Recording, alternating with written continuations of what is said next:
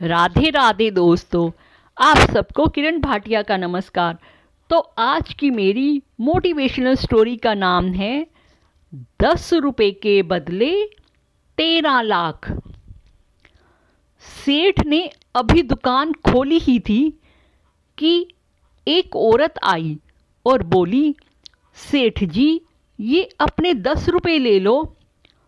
सेठ उस गरीब सी औरत को प्रश्नवाचक नज़रों से देखने लगा, जैसे पूछ रहा हो कि मैंने कब तुम्हें 10 रुपए दिए।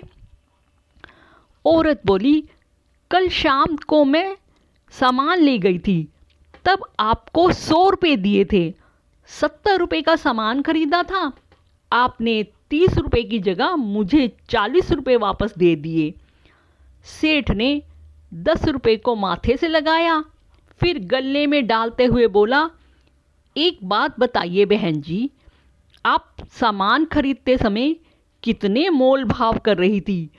5 रुपए कम करवाने के लिए आपने कितनी ज़्यादा बहस की थी, और अब ये 10 रुपए लौटाने चली आई हो। औरत बोली, पैसे कम करवाना मेरा हक है, मगर एक बार मोल भाव होने के बाद उस चीज़ के कम पैसे देना पाप है। सेठ बोला, लेकिन आपने कम पैसे कहाँ दिए, आपने पूरे पैसे दिए थे।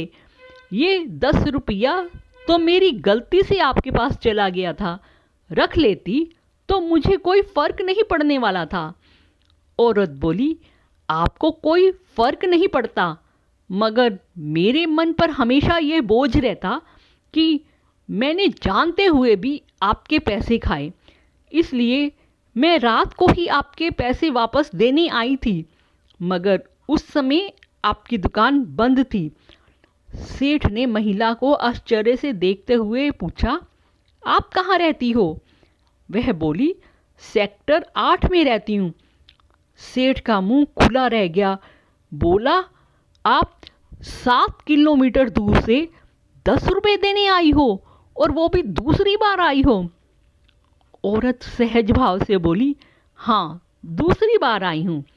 मन का सुकून चाहिए तो ऐसा करना पड़ता है।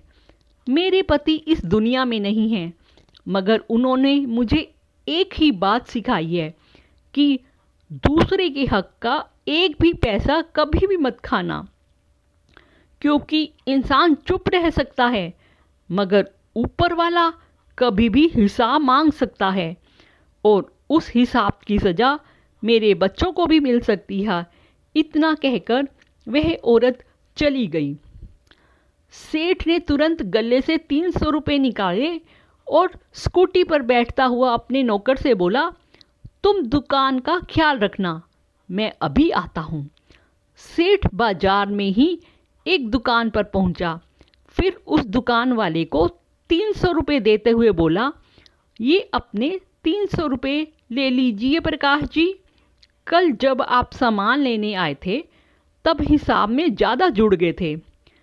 प्रकाश हंसते हुए बोला, पैसे हिसाब में ज़्यादा जुड़ गए थे तो आप तब बाद में दे देते, जब मैं दोबारा दुकान पर आता।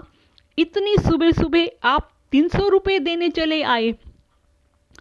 सेठ बोला, जब आप दोबारा आते तब तक मैं मर जाता, तब आपके मुझ में 300 रुपये निकलते हैं, ये आपको तो पता ही नहीं था ना, इसलिए देना जरूरी था।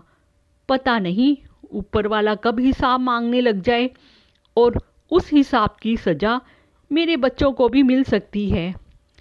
सेठ तो चला गया, मगर प्रकाश के दिल में खलबली मच गई, क्योंकि 10 साल पहले उसने अपने एक दोस्त से 13 लाख रुपए उधार लिए थे, मगर पैसे देने के दूसरे ही दिन दोस्त मर गया था।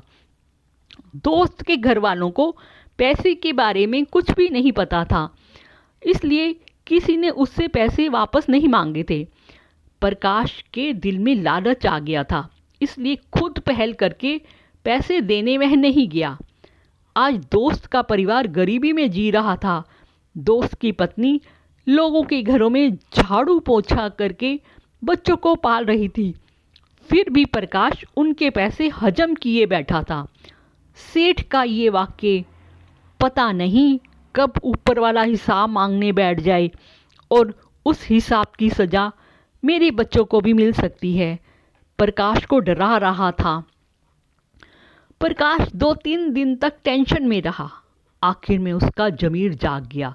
उसने बैंक से 13 लाख रुपए निकाले और पैसे लेकर दोस्त के घर पहुंच गया। दोस्त की पत्नी घर पर ही थी। वह अपने बच्चों के पास बैठी बतिया रही थी कि प्रकाश जाकर उसके पैरों में गिर गया। एक एक रुपए के लिए संघर्ष कर रही उस विधवा औरत के लिए 13 लाख बहुत बड़ी रकम थी। पैसे देखकर उसकी आंखों में आंसू आ गए। वह प्रकाश को दुआएं देने लगी, जो उसने ईमानदारी दिखाते हुए पैसे लौटा दिए। इसलिए ये वही औरत थी जो सेठ को 10 रुपये लौटाने 2 बार गई थी। अपनी मेहनत और ईमानदारी का खाने वालों की ईश्वर परीक्षा जरूर लेते हैं, मगर कभी भी उन्हें अकेला नहीं छोड़ते। इसलिए एक दिन जरूर सुनता है। ऊपर वाले पर हमेशा भरोसा रखिए। Radhe Radhe. Please subscribe, share and like.